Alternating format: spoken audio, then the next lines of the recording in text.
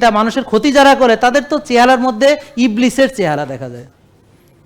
তারা তো ইবলিসের চেহারার প্রতিচ্ছবি। জানি না ইবলিস কেমন ছিল, হ্যাঁ, বাট আমার কথা বুঝতে পারছেন? তাই জন্য আমরা ভুলেও কখনো অনৈতিকতার সাথে জড়াবো না।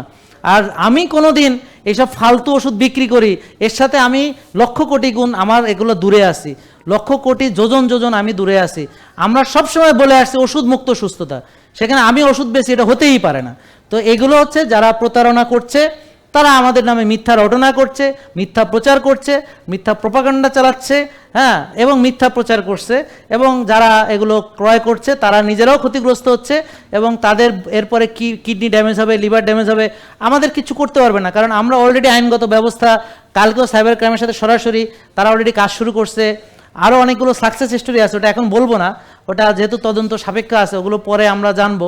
তো দেখবেন যে অ্যাক্টিভিটি 50% কমে গেছে, আরও 50% কমে যাবে। কীভাবে কমে যাবে টেরও পাবেন না, তলে তলে সবই হবে। কারণ মনে রাখবেন, ওই যে চোরের 10 দিন গৃহস্থের 1 দিন, ওরা ধরা তো খাবেই, তারপর আরেক দল নতুন আসবে, সেটাকেও ধরা হবে। এইভাবে ওদের সব কটা ক্যারিয়ার ধ্বংস হবে। এবং এটা যেন হয় আমরা মোটামুটি নিশ্চিত করার চেষ্টা করবো, যেন ওরা খারাপ কাজ করতে না পারে। জেকে লাইফস্টাইল, ওষুধ মুক্ত সুস্থ জীবন।